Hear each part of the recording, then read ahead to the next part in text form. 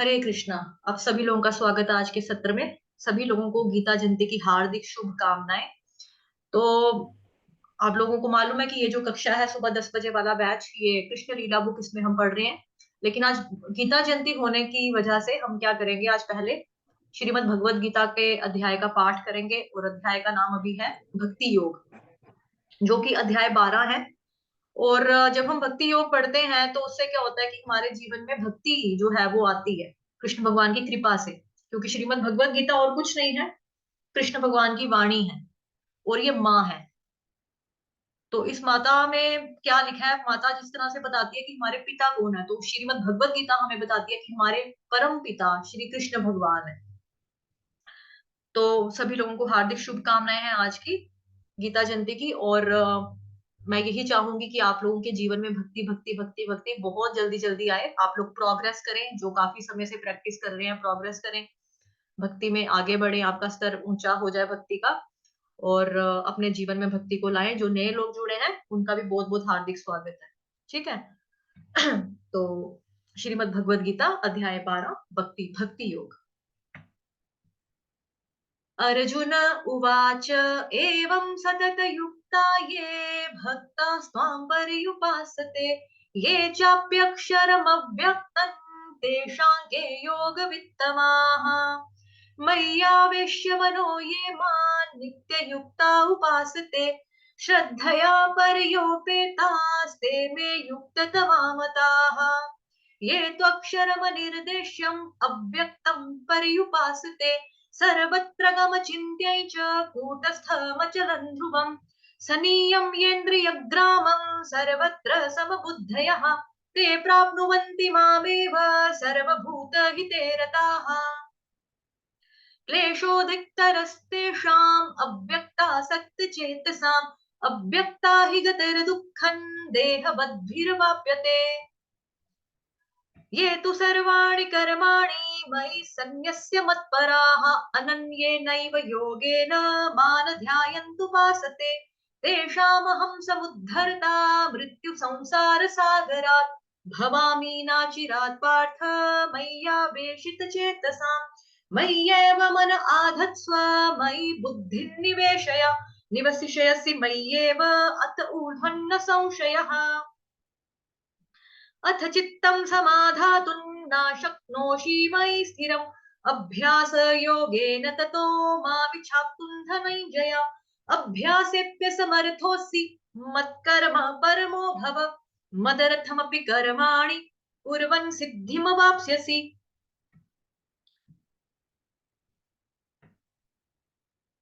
श्रेयो हि ज्ञानमभ्यासात् ज्ञानात् ध्यानं विशिष्यते, ध्यानात् कर्मफलत्यागस्त्यागात् शान्तिरनन्तरम्, अद्वेष्टा सर्वभूतानां मैत्रः करुण एव च, निर्ममो निरहङ्कारः समदुःखः सुखक्षमी, सन्तुष्टः सततं योगी यतात्मा दृढनिश्चयः, मय्यर्पितमनो बुद्धिर्यो मद्भक्तः स मे प्रियः, यस्मानो द्विजते लोको लोकानो द्विजते च यः, हर्षामर्षभयोद्विग्नैर्मुक्तो यः स च मे प्रियः, अनपेक्ष शुचिर्दक्ष उदासीनो गतव्यतः, सर्वारंभ परित्यागी यो मद्भक्तः स मे प्रियः, यो न रुष्यति न द्वेष्टि न शोचति न काङ्क्षति, शुभाशुभ परित्यागी भक्तिमानः स मे प्रियः, समशत्रौ च मित्रे च तथा मानापमानयोः, शीतोष्ण सुख दुःखेषु समः सङ्ग विवर्जितः, तुल्यनिन्दास्तुतिर्मौनी सन्तुष्टो येन केनचित्, अनिकेतस्थिरमतिर्भक्तिमान् मे प्रियो नरः, ये तु धर्म्यामृतमिदं यथोक्तं पर्युपासते, श्रद्धाना मत्परमा भक्तास्तेतीव मे प्रियाः। ॐ तत्सदिति श्रीमद्भगवद्गीतासु उपनिषत्सु ब्रह्मविद्यायां योगशास्त्रे श्रीकृष्णार्जुनसंवादे भक्तियोगो नाम द्वादशोऽध्यायः। ओम श्री कृष्णार्पणमस्तु। हरे कृष्णा। विनीता माता जी, आप 15 चैप्टर का पाठ करना चाहोगे? अगर आपकी साइड से शोर नहीं है तो। हरे कृष्णा विनीता माता जी, आप अपने आप को अनम्यूट कर सकते हो।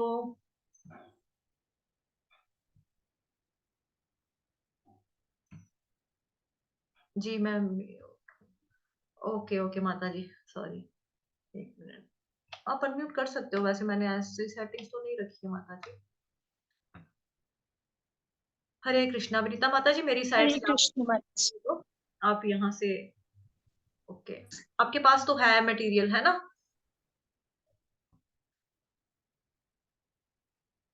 हरे कृष्णा, आपके पास अध्याय है ना?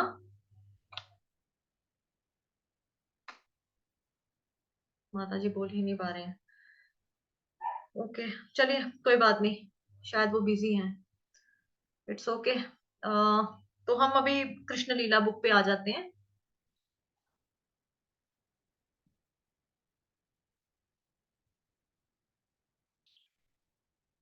तो जो रीड करना चाहता है वो हैंड रेज कर सकता है, मैं उसको म्यूट कर दूंगी।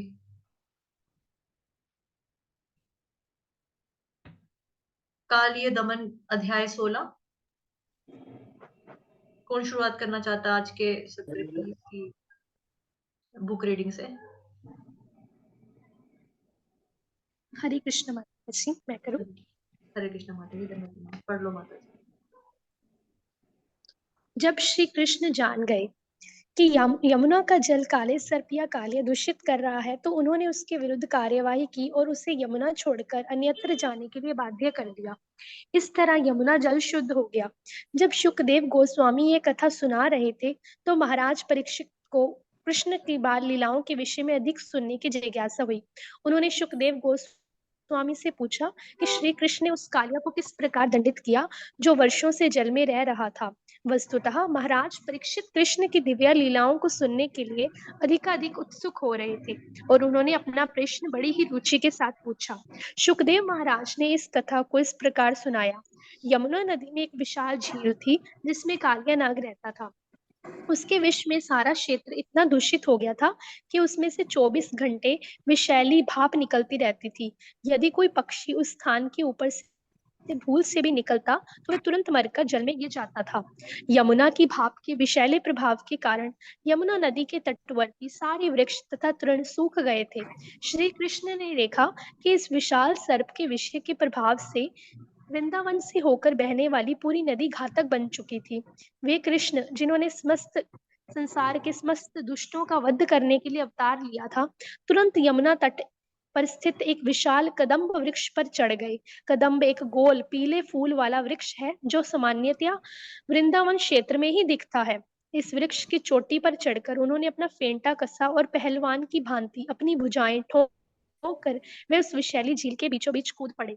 श्री कृष्ण जिस कदम्ब वृक्ष में कूदे, एकमात्र वही वृक्ष था जो सूखने से बचा हुआ था।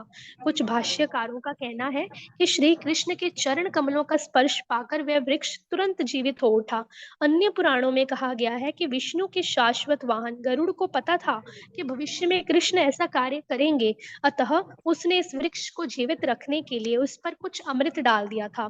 ज्यों ही भगवान कृष्ण जल में कूदे, त्यों ही नदी के किनारे 100 गज की दूरी तक अपलावित हो उठे, मानो जल में कोई बहुत बड़ी वस्तु गिरी हो। कृष्ण द्वारा शक्ति का ये प्रदर्शन अलौकिक नहीं है, क्योंकि वे सारी शक्ति के आगार हैं। श्री कृष्ण ने तैरते हुए एक विशाल बलशाली हाथी के समान गर्जना की, जिसे कालिया नाग ने सुना। यह गर्जना उसके लिए असह्य थी, और उसे समझते देर ना लगी कि यह उसकी आवाज पर आक्रमण करने का प्रयास है। अतः वह तुरंत कृष्ण के सामने आ गया। उसने देखा कि कृष्ण सचमुच दर्शनीय है, क्योंकि उनका इतना सुंदर तथा कोमल शरीर था। उनके रंग नीले बादल के समान थे। उनके पांव कमल पुष्प जैसे थे। वे श्री वत्स रत्नों तथा पीतांबर से सुशोभित थे। उनके सुंदर मुख पर मुस्कान थी। वे अत्यंत शक्ति से यमुना नदी में क्रीड़ा कर रहे थे, किंतु कृष्ण की इतनी सुंदरता के बावजूद काली अपने मन में अत्यंत क्रुद्ध हुआ। अतः उसने उन्हें अपनी कुंडली में दबोच लिया। कृष्ण को इस अविश्वसनीय प्रकार से सर्प की कुंडली में बंधा देखकर स्नेही ग्वाले तथा वृंदावन के अन्य वासी अत्यंत भयभीत हो उठे।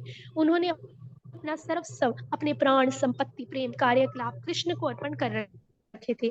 कृष्ण को उस स्थिति में देखकर वे अत्यंत भयभीत होकर भूमि पर गिर पड़े। सारी गौएं, बैल तथा बछड़े शोक संतप्त हो उठे और वे सब चिंतातुर होकर कृष्ण को देखने लगे। भय के कारण वेदनावश वे केवल रो सके। वे अपने प्यारे कृष्ण को सहायता पहुंचाने में असमर्थ थे और मात्र यमुना के तट पर खड़े रहे। जब यह घटना यमुना तट पर घट रही थी तो कुछ अपशकुन भी प्रकट होने लगे थे। पृथ्वी हिलने लगी थी, आकाश से उल्का पिंड गिरने लगे तथा मनुष्यों के शरीर के बाएं अंग कांपने लगे थे। ये सब आसन महान संकट के संकेत थे। इन अशुभ संकेतों को देखकर महाराज नंद समेत सारे ग्वाले भयवश अत्यंत चिंतित हो उठे।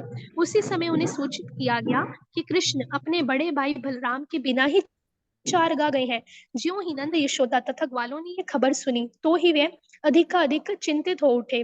कृष्ण के प्रति अत्यधिक स्नेह के कारण तथा कृष्ण की शक्ति से अपरिचित होने के कारण वे सब शोक तथा चिंता से अभिभूत हो उठे, क्योंकि उन्हें कृष्ण से अधिक प्रिय और कुछ न था और उन्होंने कृष्ण के लिए अपना जीवन, धन, स्नेह, मन तथा कर्म सब कुछ अर्पित कर दिया था।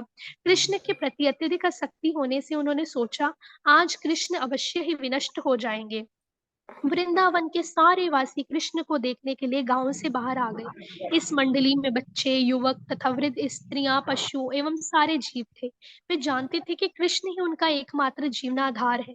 जब यह सब घटना घट रही थी तो समस्त ज्ञान के स्वामी बलराम खड़े खड़े हंस रहे थे। उन्हें पता था कि उनका छोटा भाई कृष्ण कितना शक्तिशाली है और जब कृष्ण एक सामान्य संसारी सर्प से लड़ रहे थे, चिंता की कोई बात ना थी। इसलिए उन्होंने स्वयं इस चिंता में कोई भाग नहीं लिया। दूसरी ओर वृंदावन के सारे वासी जो विचलित होने के कारण कृष्ण के पद चिन्हों का अनुसरण करते हुए ढूंढने लगे थे, उस तरह ढूंढते ढूंढते वह तेजी से यमुना के तट की ओर आगे बढ़े। अंत तो गतवा ध्वजा, बाण तथा शंख से अंकित पद चिन्हों का अनुसरण करते करते वृंदावन नदी तट पर आ पहुंचे और देख के सारी गौएं तथा बालक कृष्ण को कालिया नाग की कुंडली में बंधा देखकर विलाप कर रहे थे। तब वे सब और भी अधिक शोक गमन हो गए। हरे कृष्ण माता जी, मैं इतना ही पढ़ सकती हूँ।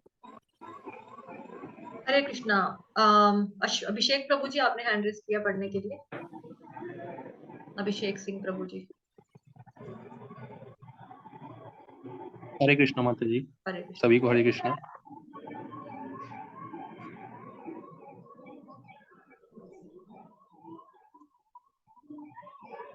यद्यपि उनके विलाप पर बलराम हंस रहे थे। यहाँ से पढ़ना प्रभु।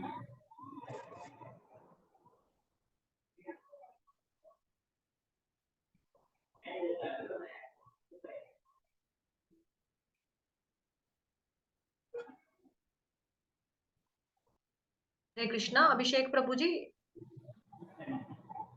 आपको बुक रीड करनी थी ना अभी। ओके रिया माता जी, आप पढ़ लो, आपने हैंड रेस किया है। यद्यपि उनके विलाप पर बलराम हंस रहे थे, किंतु सारे ब्रजवासी तो दुख के सागर में निमग्न थे, क्योंकि वे सोच रहे थे कि कृष्ण का अंत हो चुका है। यद्यपि वृंदावनवासी कृष्ण के विषय में अधिक नहीं जानते थे, किंतु कृष्ण के प्रति उनका प्रेम अतुलनीय था। ज्यों ही उन्होंने देखा कि कृष्ण कलयुग कालिया नाग की कुंडली में बंधे हैं और सारी गांव तथा बालक विलप कर रहे हैं, तो उन्हें कृष्ण की मात्रा, उनका हंसमुख चेहरा, उनके मीठे शब्द तथा अपने साथ उनके व्यवहार की बातें याद आने लगी। यह सब सोचते हुए तथा यह देखकर कि कृष्ण अब कालिया नाग के चुंगल में फंसे हैं, उन्हें तीनों लोग शून्य प्रतीत होने लगे। भगवान चैतन्य ने भी कहा है कि कृष्ण के बिना उन्हें तीनों लोगों शून्य प्रतीत हो रहे थे। कृष्ण भावनामृत की यह चरम अवस्था है। वृंदावन के लगभग समस्त वासी कृष्ण के लिए सर्वाधिक प्यारे रखते थे। जब माता यशोदा वहां आई तो वे यमुना नदी में घुसने लगी, किंतु जब लोगों ने इन्हें रोक दिया तो वे मूर्छित हो गई। अन्य संतप्त मित्रों के नेत्रों से अश्रुओं की झड़ी लगी थी, जो नदी की तरंग जैसे उमड़ रही थी, किंतु वे सब माता यशोदा को सचेत करने के लिए कृष्ण की दिव्य लीलाओं का जोर जोर से वर्णन करने लगे। फिर भी वे निश्चल बनी रही, मौन मृत हो, क्योंकि इनकी चेतना कृष्ण के मुख पर केंद्रित थी। नंद तथा अन्य सारे लोग जो कृष्ण पर अपने प्राण न्यौछावर कर रखे थे, यमुना जल में घुसने को सतरा थे, किंतु बलराम ने उन्हें सबको मना कर दिया, क्योंकि उन्हें ज्ञात था कि कृष्ण को किसी तरह का संकट नहीं हो। 2 घंटे तक कृष्ण सामान्य शिशु की भांति कालिया की कुंडली में बंधे रहे, किंतु जब उन्होंने देखा कि गोकुल के सारे वासी, उनके माता पिता, गोपियां, ग्वाले तथा गायें सभी मृतप्रिय हैं और अशास्त्र मृत्यु से उनको कोई छुटकारा नहीं है, तो कृष्ण ने तुरंत अपने को मुक्त कर लिया। वे अपने शरीर का विस्तार करने लगे, अतः जब सर्प ने उन्हें पकड़ रखने चाहा, उससे काफी जोर लगाना पड़ा। इस जोर के कारण उसकी कुंडली शिथिल पड़ गई और अब उसके पास भगवान कृष्ण को छोड़ देने के अतिरिक्त और कोई चारा रह गया। तब कालिया अत्यंत क्रोध हुआ और उसने अपने विशाल फन फैला लिए। उसने अपने नाखूनों से विशाल फुटकारा की उसकी आंखें अग्नि में समान दहक उठी और उसके मुख से ज्वाला निकलने लगी। वह विशाल नाग कुछ काल तक शांत भाव से कृष्ण को देखता रहा, फिर अपनी दुधारी जीभ से होठें चाटते हुए दुहारे फनों और विशाल नेत्रों वाले उस नाग ने कृष्ण को देखा। कृष्ण तुरंत उस पर टूट पड़ा, जिस पर गरुड़ सर्प पर झपटता है। इस प्रकार हमला किया जाने पर कालिया ने कृष्ण को डसना चाहा, किंतु कृष्ण इसके चारों ओर घूमने लगे। कृष्ण तथा कालिया दोनों के चक्कर काटते रहने से सर्प धीरे धीरे थकने लगा और उसके बाल घटने लगे। कृष्ण ने तुरंत सर्प के फनों को नीचे दबाया और झट से कूदकर अन्न पर चढ़ गया। हरे कृष्ण। हरे कृष्णा माता जी, थैंक यू। प्रिया माता जी के लिए हरि बोल, विनीता माता जी के लिए हरि बोल। अभिषेक प्रभु जी, अब आप पढ़ सकते हैं। हरे कृष्णा माता जी, हरे सभी को हरे कृष्णा। भगवान के चरण कमल सर्प के फनों की मणियों की किरणों से लाल रंग के दिख रहे थे। फिर नृत्य जैसी संपूर्ण कलाओं के मूल अधीश्वर भगवान कृष्ण सर्प के फनों पर नाचने लगे, जो इधर उधर हिल रहे थे। यह देखकर स्वर्ग के निवासी उन पर पुष्पों की वर्षा करने लगे, दुंदुभियों बजाने और लगे और विविध प्रकार की बांसुरियां बजाकर गीत तथा स्तुतियां गाने लगे। इस प्रकार गंधर्व, सिद्ध तथा देवता आदि स्वर्ग के निवासी अत्यंत प्रसन्न हुए। जब कृष्ण कालिया के फन पर नाच रहे थे, तो उसने अन्य फनों के द्वारा उन्हें नीचे गिराना चाहा। कालिया के लगभग 100 फन थे, किंतु कृष्ण ने सबको को अपने वश में कर रखा था। वे उन पर अपने चरण कमलों का प्रहार कर रहे थे, जो कालिया के के लिए असहनीय हो रहा था। धीरे धीरे कालिया के प्राणों पर आ बनी। वह हरे कृष्णा मैडम।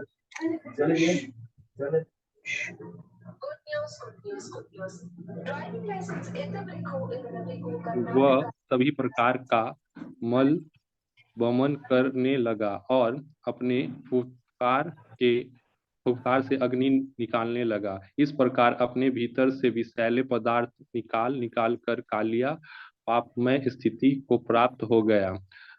वह अत्यंत क्रोध से आत्मरक्षा के लिए संघर्ष करने लगा और भगवान को मारने के लिए उसने अपना एक फन उठाया, किंतु उन्होंने तुरंत उसे पकड़ कर पाद प्रहार द्वारा वश में कर लिया और उस पर नाचने लगे।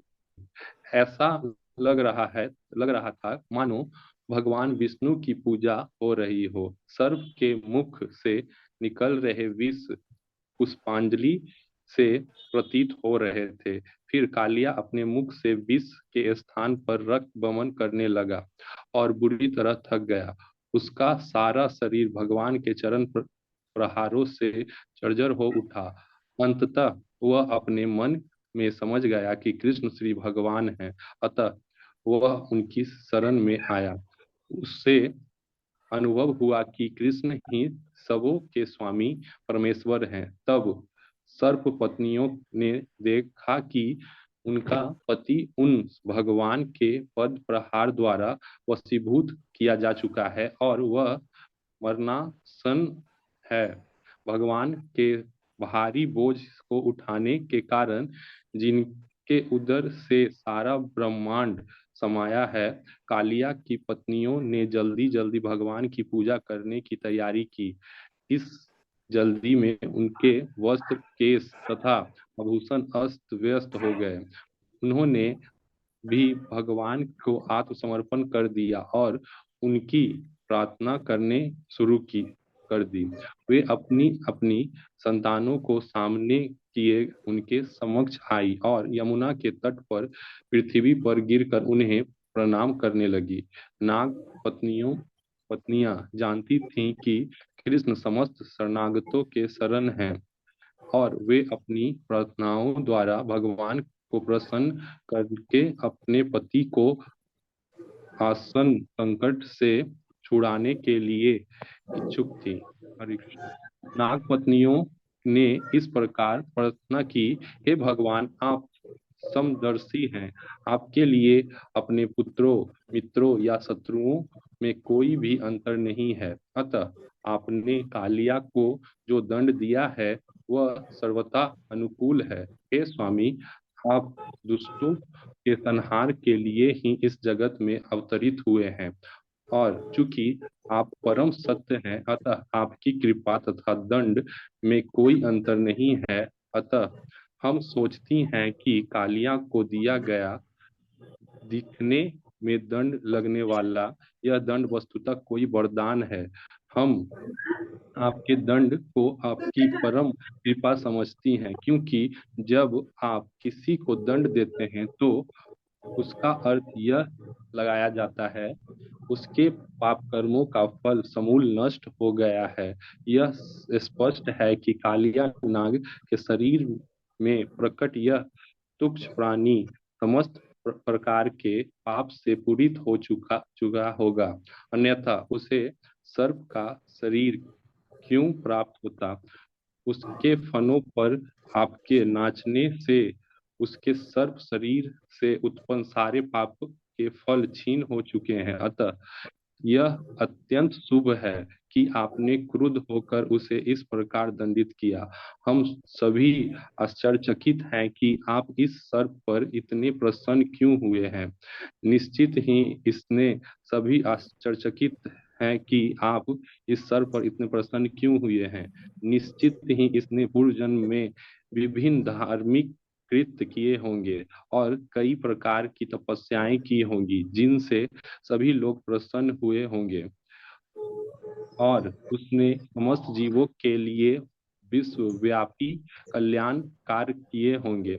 नाग पत्नियों से इस इसकी पुष्टि होते ही जब तक कोई पूर्व जन्म में भक्ति द्वारा सुकृत नहीं करता तब तक उसे कृष्ण का सानिध्य प्राप्त नहीं होता। भगवान चैतन्य ने अपने शिक्षाष्टक में कहा है कि मनुष्य को अत्यंत विनीत भाव से अपने को तृण से भी तुच्छ मानकर तथा अपने समान ही परवाह न करके दूसरों को सभी प्रकार से सम्मान देते हुए हरे कृष्ण मंत्र का उच्चारण करना चाहिए। नाग पत्नियां आश्चर्यचकित थीं कि यद्यपि अत्यंत भयानक पाप कर्मों के कारण कालिया को सर्प का शरीर प्राप्त हुआ था, किंतु तो भी वह कृष्ण के चरण कमलों का सानिध्य प्राप्त कर रहा था। निश्चय ही यह किसी साधारण पुण्य कर्म का फल न था। इन दोनों विरोधी तथ्यों से वे विस्मित थीं। इस तरह से वे आगे प्रार्थना करती रही, हे भगवान, हमें यह देखकर विस्मय है कि उसे आपने सिर पर अपने चरण कमलों की धूलि धारण करने का शुभ अवसर मिला। इसकी कामना बड़े बड़े साधु लोग करते हैं, यहाँ तक कि लक्ष्मी जी तक को आपके चरण कमलों की धूलि का सौभाग्य प्राप्त करने के लिए कठिन तपस्या करनी पड़ी। अतः यह कैसे संभव हो सका कि कालिया नाग। हरे कृष्ण। हरे कृष्ण हरे प्रभु जी। कृष्ण। माता जी निवेदिता माता जी आप पढ़ हाँ लो। जी, हाँ जी। कालिया नाग को अपने शीश पर आपके चरण धूलि धारण करने का अवसर इतनी आसानी से प्राप्त हुआ। हमने शास्त्रों से सुन रखा है कि जिन्हें आपके चरण कमलों की रस का वरदान प्राप्त हो जाता है वे इस ब्रह्मांड में ब्रह्मा जैसे सर्वोच्च पद या कि स्वर्ग का राजत्व अथवा इस लोक की सार्वभौम सत्ता तक की परवाह नहीं करते। न ही वे इस पृथ्वी के ऊपर स्थित लोगों यथा सिद्ध लोक का राज्य करने की आकांक्षा करते हैं। न ही वे योग द्वारा योग शक्ति प्राप्त करने की इच्छा करते हैं। न ही शुद्ध भक्त आपसे तादात्म्य में स्थापित करके मोक्ष की कामना करते हैं। हे नाथ, यद्यपि यह सर्प प्रकृति के अत्यंत निर्दिष्ट गुण द्वारा पालित योनि में जन्मा है और यह क्रोध से युक्त है, किंतु इस सर्पराज को अत्यंत दुर्लभ वस्तु प्राप्त हुई है। सारे जीव जो इस ब्रह्मांड में चक्कर लगा रहे हैं और विभिन्न योनियों को प्राप्त हो रहे हैं, केवल आपकी कृपा से ही सर्व से स्वर प्राप्त कर सकते हैं। चैतन्य चरितामृत में इसकी भी पुष्टि हुई है कि इस ब्रह्मांड में सारे जीव विविध योनियों में घूमते रहते हैं, किंतु कृष्ण तथा गुरु की कृपा से उन्हें भक्ति का बीज प्राप्त हो सकता है और इस प्रकार उनकी मुक्ति का मार्ग साफ हो जाता है। नाग पत्नियों ने आगे निवेदन किया, अतः हे स्वामी, हम आपको सादर नमस्कार करती हैं, क्योंकि आप परम पुरुष हैं और प्रत्येक जीव के भीतर परमात्मा रूप में निवास करते हैं। आप इस दृश्य जगत से परे हैं, किंतु आप पर ही सब कुछ निर्भर है। आप साक्षात दुर्दांत काल हैं, संपूर्ण काल शक्ति आप में स्थित है। अतः आप भूत, वर्तमान और भविष्य, मास, दिन, घंटा, क्षण के रूप में समग्र काल के दृष्टा और प्रतिरूप हैं। दूसरे शब्दों में, हे भगवान, आप प्रत्येक क्षण, घंटा, दिन, वर्ष तथा भूत, वर्तमान, भविष्य में घटित होने वाले सारे कार्य कलापों को भली भांति देख सकते हैं। आप स्वयं विराट रूप हैं, तो भी आप इस ब्रह्मांड से भिन्न हैं। आप एक ही समय इस ब्रह्मांड से अभिन्न तथा भिन्न हैं। अतः हम आपको सादर नमस्कार करती हैं। आप साक्षात पूर्ण ब्रह्मांड हैं, फिर भी आप उसके सृष्टा हैं। आप ही इस समस्त ब्रह्मांड के अधीक्षक तथा पालक हैं और आप ही इसके आदि कारण भी हैं। यद्यपि आप अपने त्रिगुणात्मक अवतारों ब्रह्मा, विष्णु तथा महेश्वर के रूप में इस ब्रह्मांड में व्याप्त हैं, तथापि आप भौतिक सृष्टि से परे हैं। यद्यपि आप सभी प्रकार के जीवों, उनकी इंद्रियों, प्राणों, मनो और बुद्धि की उत्पत्ति के कारण हैं, किंतु आप अपनी अतरंगा शक्ति द्वारा जाने जाते हैं। अतः हम आपको सादर नमस्कार करती हैं, क्योंकि आप अनंत सूक्ष्मतम से सूक्ष्मतर समस्त उत्पत्ति के केंद्र तथा सब कुछ जानने वाले हैं। विविध श्रेणी के चिंतक आप तक पहुंचने का यत्न करते हैं। आप ही समस्त दार्शनिक प्रयासों के चरम लक्ष्य हैं और वस्तुतः आप ही समस्त दर्शनों तथा विभिन्न सिद्धांतों द्वारा वर्णित हैं। हम आपको सादर प्रणाम करती हैं, क्योंकि आप समस्त शास्त्रों के तथा ज्ञान के स्रोत हैं। आप समस्त साक्ष्यों के मूल हैं और आप हम सबों को परम ज्ञान प्रदान करने वाले परम पुरुष हैं। आप समस्त इच्छाओं के कारण हैं और सभी प्रकार की संतुष्टि के कारण हैं। आप साक्षात वेद हैं, अतः हम आपको सादर नमस्कार करती हैं। हे भगवान, आप भगवान श्री कृष्ण हैं और परम भोक्ता भी हैं, जो अब सात्विक भाव रूप वसुदेव के पुत्र के रूप में प्रकट हुए हैं। आप मन तथा बुद्धि के अधिष्ठाता अनिरुद्ध तथा प्रद्युम्न हैं और समस्त वैष्णवों के स्वामी हैं। आप अपने चतुर्व्यूह रूप में वासुदेव, संकर्षण, अनिरुद्ध तथा प्रद्युम्न हैं और मन तथा बुद्धि के विकास के कारण स्वरूप हैं। आपके कार्यकलापों से ही सारे जीव या तो विस्मृत से आवृत हो जाते हैं या अपने असली स्वरूप को पहचान लेते हैं। इसकी पुष्टि भगवत गीता के 15वें अध्याय में भी इस प्रकार हुई है। भगवान सबों के हृदय में परमात्मा रूप में स्थित हैं और उनकी उपस्थिति के कारण हरे ही कृष्णा जीव माता जी, या एक तो मिनट आप हरे कृष्णा। हाँ जी, हरे इसकी कृष्ण। पुष्टि श्रीमद् भगवत गीता के 15वें अध्याय में इस प्रकार की गई है। सर्वस्य चाहं हृदि सन्निविष्टो मतः स्मृतिर्ज्ञानमपोहनं च वेदैश्च सर्वैरहमेव वेद्यो वेदांत कृद्वेद विदेव चाहम्। तो इस श्लोक में भगवान कहते हैं कि मैं परमात्मा रूप हर प्राणी के हृदय में वास करता हूँ। ठीक, माता जी आप कंटिन्यू करिए। हाँ जी। भगवान सबों के हृदय में परमात्मा रूप में स्थित हैं और उनकी उपस्थिति के कारण ही जीव या तो अपने आप को भूल जाता है या अपने आदि स्वरूप को पहचान लेता है। हम कुछ कुछ समझती हैं कि आप हमारे हृदय में हमारे सारे कार्यों के साक्षी रूप में स्थित हैं, किंतु आपकी उपस्थिति की अनुभूति कर पाना अत्यंत कठिन है। यद्यपि हम में से प्रत्येक कुछ सीमा तक ऐसा कर सकती हैं। आप भौतिक तथा आध्यात्मिक शक्तियों के परम नियंता हैं, अतः आप परम अग्रणी हैं। यद्यपि आप इस दृश्य जगत से भिन्न हैं, आप इस दृश्य जगत के प्रत्येक अवयव के साक्षी तथा सृष्टा हैं, अतः हम आपको नमस्कार करती हैं।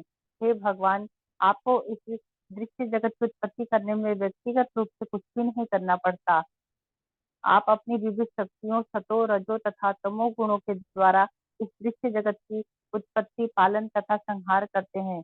आप समस्त काल शक्ति के नियंता रूप में अपने भ्रिकुटी विलास मात्र से ही इस ब्रह्मांड की उत्पत्ति करते हैं और प्रकृति की उन विभिन्न शक्तियों को जो विभिन्न प्राणियों पर विभिन्न रूप से कार्य कर रही है, शक्ति प्रदान करते हैं। अतः कोई भी इसका अनुमान नहीं लगा सकता कि इस संसार के भीतर आपके कार्यकलाप किस तरह चलते रहते हैं।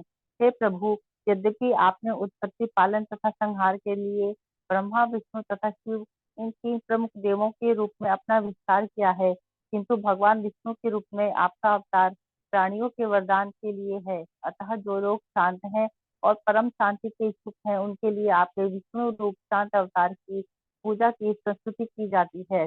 हे भगवान, हम आपके समक्ष प्रार्थना कर रहे हैं। आप यह जान सकते हैं कि यह बेचारा सर्प अपना प्राण त्यागने वाला है। आप जानते हैं कि हम स्त्रियों के लिए हमारा पति ही सर्वस्व है, अतः हमारी प्रार्थना है कि आप हमारे पति कालिए नाग को क्षमा कर दें, क्योंकि यदि यह सर्प मर जाता है तो हम सब घोर संकट में पड़ जाएंगे। आप हम पर कृपा करें और इस परम पापी को क्षमा दान करें। हे प्रभु, प्रत्येक जीव आपकी संतान है और आप हर एक का पालन करते हैं। यह सर्प भी आपकी संतान है, अतः आप इसे क्षमा करें। भले ही इसने आपकी शक्ति को जाने बिना आपके प्रति अपराध किया है। हमारी प्रार्थना है कि इसे इस बार क्षमा करें। हे प्रभु, हम आपको अपनी प्रेममयी सेवाएं अर्पित कर रही हैं, क्योंकि हम सभी आपकी नित्य सेविकाएं हैं। आप हमें जो भी आदेश देंगे हम उसका पालन करेंगे। यद्यपि कोई आपके आदेशों का पालन करे तो वह अपनी सारी निराशा से मुक्त हो सकता है। नाग पत्नियों द्वारा प्रार्थना किए जाने पर भगवान कृष्ण ने कालिए को अपने पास से मुक्त कर दिया। कालिए पहले ही भगवान के प्रहार से अचेत था, अतः चेतना आने पर तथा पास से मुक्त होने पर कालिए में प्राण का संचार हुआ और उसकी इंद्रिया चैतन्य हो उठी। वह हाथ जोड़कर परम भगवान कृष्ण से प्रार्थना करने लगा। मेरा जन्म ऐसी योनि में हुआ कि मैं तमोगुण के कारण स्वभाव से क्रोधी और ईर्ष्यालु हूँ। आप भली भांति जानते हैं कि प्राकृतिक स्वभाव को त्याग पाना कितना कठिन है। यद्यपि इस स्वभाव के कारण ही जीव एक शरीर से दूसरे में देहांतर करता रहता है।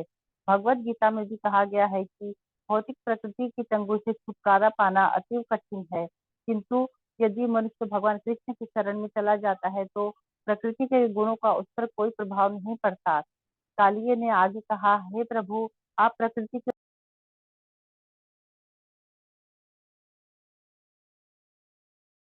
हरे कृष्णा माता जी, आपका म्यूट हो गया, आई थिंक गलती से हो गया। आप अपने आप को म्यूट करके पढ़ सकती हैं विद्या माता जी, या तो कॉल आया होगा मे बी उनका। नहीं, अनम्यूट है मेरे तो। हरे कृष्ण माता जी, आवाज आ रही है? जी जी जी जी, बोलो बोलो, पढ़ो। अतः स्वभाव से ही मैं अत्यंत क्रोधी हूँ। अतः आपकी कृपा के बिना इस स्वभाव को त्याग सकना कैसे संभव हो सकता है? आपकी माया के बंधन से छूट पाना बहुत कठिन है। आपकी माया से ही हम दास बने हुए हैं। हे भगवान, मेरी इन अपरिहार्य भौतिक प्रवृत्तियों के लिए मुझे क्षमा प्रदान करें। मैं आपके शरण में आया हूँ। अतः अब आप मुझे चाहे तो मुझे दंड दे या मुझसे बचा ले। यह सुनकर बाल रूप की भगवान ने सर्प को इस प्रकार आदेश दिया, तुम तुरंत इस स्थान को छोड़कर सागर में चले जाओ। अब इसमें तनिक भी विलंब ना लगे। तुम अपने साथ अपनी पत्नियां, पुत्र तथा संपत्ति ले जा सकते हो। अब तुम यमुना के जल को दूषित न करना, जिससे इसके निर्मल जल को निर्बाध होकर हमारी गौवें तथा ग्वाल बाल पी सके। तब भगवान ने घोषणा की कि कालिये नाग को दिया गया आदेश सब कोई सुन ले, जिससे अब कोई कालिये से न डरे। जो कोई कालिये दमन की इस कथा को सुनता है, उसे सर्पों के इस चालू कर्मों से डरने की कोई आवश्यकता नहीं रहेगी। भगवान ने यह भी उद्घोष किया कि यदि कोई इस कालिये झील में स्नान करता है, जहाँ मैंने तथा मेरे ग्वाल बालों ने स्नान किया है, या यदि कोई एक दिन उपवास रखकर इसके जल से पितरों का तर्पण करता है, तो वह सारे पापों के फलों से मुक्त हो जाएगा। भगवान ने कालिये को भी आश्वासन दिया, तुम यहाँ पर गरुड़ के भय से भागकर आए थे, क्योंकि वह समुद्र के निकटवर्ती सुंदर भूमि पर तुम्हारा भक्षण करना चाहता था। अब तुम्हारे सिर पर मेरे चरण कमलों के चिन्ह देखकर गरुड़ तुमसे कोई नहीं करेगा। भगवान कालिये तथा उसकी पत्नियों पर प्रसन्न हुए। उनका आदेश पाते ही कालिया तथा उसकी पत्नियां सुंदर वस्त्र, फूल माला, रत्न आभूषण, चंदन, कमल, पुष्प तथा फलों की भेंट चढ़ाकर उनकी पूजा करने लगे। इस प्रकार उन्होंने अपने शत्रु गरुड़ के स्वामी को प्रसन्न कर लिया, जिससे वे बहुत भयभीत थे। फिर कृष्ण के आदेश का पालन करते हुए उन्होंने यमुना झील छोड़ दी। इस प्रकार लीला पुरुषोत्तम भगवान श्री कृष्ण के अंतर्गत कालिये दमन नामक 16वें अध्याय का भक्ति वेदांत तात्पर्य